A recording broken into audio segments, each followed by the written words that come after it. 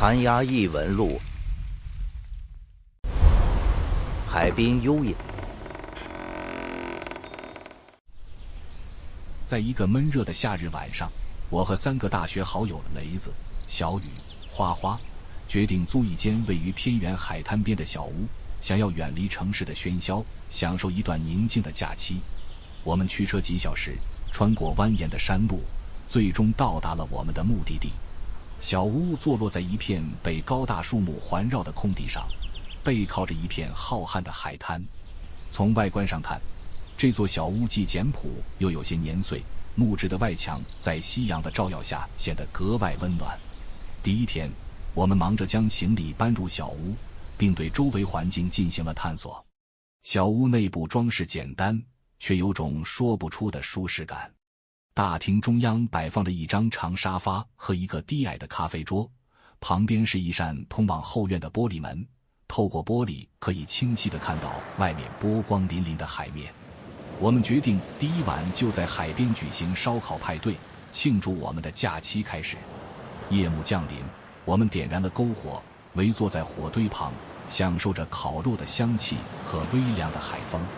随着夜色的加深，四周变得越来越寂静，只有海浪拍打岸边的声音和我们偶尔的笑声打破了这份宁静。正当我们沉浸在这份惬意中时，我忽然感觉到有些不对劲。远处的海面上似乎有什么东西在移动，但因为夜色太深，我无法分辨那是什么。我试图提醒朋友们，但他们都沉浸在欢乐的气氛中，并没有注意到我的担忧。我尽量让自己放松，认为可能只是海浪或者是某种海洋生物。但接下来发生的事情彻底打破了这份宁静。当晚深人静的时候，我独自一人在客厅里翻阅着小屋里的旧书，寻找一些能让我放松的读物。忽然，我听到了后院传来一阵细微的响动，就像有什么人或动物正在悄悄接近。我心里一紧，快速站起身来，透过玻璃门向外望去。在月光的照耀下，我隐约看到一个人影正站在海边，静静地望着这边。我冲动地打开了玻璃门，走出去想要看个清楚。但当我走到近处时，那个人影却如同幻影一般消失了。我四处寻找，却再也没有找到任何踪迹。我的心跳加速，一种不祥的预感在我心中升起。我连忙返回小屋，将门窗都仔细检查了一遍，确认都已锁好。那一夜，我辗转反侧，难以入睡。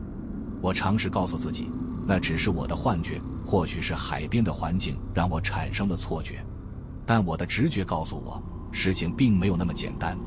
第二天，我们像往常一样在海边玩耍，尽量将昨晚的事情抛诸脑后。但随着天色再次暗下来，我的不安感也随之增强。晚饭后，朋友们决定在客厅看电影，而我选择早些休息。我躺在床上，听着外面传来的电影声音，渐渐地我进入了梦乡。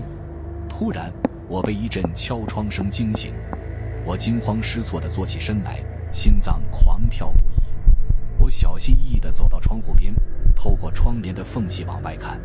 在昏暗的月光下，我再次看到了那个人影，他就站在窗户外，静静地望着我。我感到一股寒意从脊背升起，我不敢开口，也不敢靠近窗户。那个人影似乎察觉到了我的恐惧，竟然开始轻轻地敲打窗户。我退后几步，紧张地打开了房门，想要去找我的朋友们。但就在这时，我听到了楼下传来的尖叫声，我的心沉到了谷底。我意识到，我们并不是小屋中唯一的居住者。在这偏远的海滩小屋里，隐藏着某种不为人知的恐怖之物，它在暗夜中悄然接近，伺机而动。我颤抖着下楼，心跳如鼓，每一步都感觉重若千钧。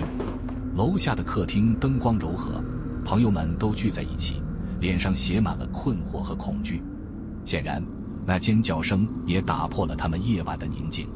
我们互相对视，无需言语就能感受到彼此心中的恐慌。你们也看到了吗？我终于开口，声音微微颤抖。他们点头，一个接一个地描述着他们各自的经历。花花是第二个看到影子的。他在半夜醒来，想去厨房拿水喝。当他擦着惺忪的睡眼走过落地窗时，那个墨绿色影子似乎在望着海的方向，对着月光静得出奇。花花一开始以为是自己的幻觉，擦了擦眼睛，那影子却在他的视线中消失了，就像是被夜色吞噬。小雨的经历更加令人毛骨悚然。在厕所里，他隐约看到镜子里反射出的窗外有一道身影快速掠过，那是一个瘦长的墨绿色身形，像是偷偷窥视。他回头望向窗户，却什么也没看到。雷子则是在外面的木台阶上遇到了那人影。他深夜想呼吸一下新鲜空气，刚走到门口，就看见一个模糊的墨绿色身影坐在台阶上，背对着他，仿佛在欣赏夜空。雷子惊呆了，站在那里不敢动。几秒钟后，那个人影悄无声息地消失了，就像从未存在过。每个人都至少看到过一次那个人影，无论是在窗外还是在小屋的周围隐约出现。那个人影就像是专门来摆弄我们的神经，让这个夜晚变得异常漫长和恐怖。我们决定剩下的时间都待在一起，没有人想再独自面对那窗外的不明阴影。我们关掉了所有能关的灯，只留下一盏小灯聚在客厅的角落里。黑暗中，那些若隐若现的影子仿佛更加频繁，我们几乎可以感觉到它们就在窗户的另一侧，静静地观察着我们，但我们却无能为力。夜深人静，我们紧紧挨在一起，时不时地望向窗外。海风在窗户上发出呜咽的声音，似乎在为这个夜晚增添几分诡异的气氛。我们尝试着讲些轻松的话题，分散注意力，但那若有若无的恐惧感始终挥之不去。就这样，我们度过了这个几乎没有眼睛闭合的夜晚。等到外面第一缕阳光穿透厚重的云层，照进我们的小屋，我们这才敢相信，这漫长的噩梦终于结束了。没有人提出要继续留在这里。我们迅速收拾好行李，没有留下任何痕迹，就像从未来过这里一样。当我们在清晨匆忙离开时，我们的心中充满了混杂的情绪。一方面是对未知的恐惧，另一方面则是对这些无法解释现象的强烈好奇。我们知道，即便我们离开了这个地方，那些影子的形象也会永远留在我们的记忆中，提醒着我们在这个世界的某个角落，有着一些超乎我们理解的事物正悄然存在。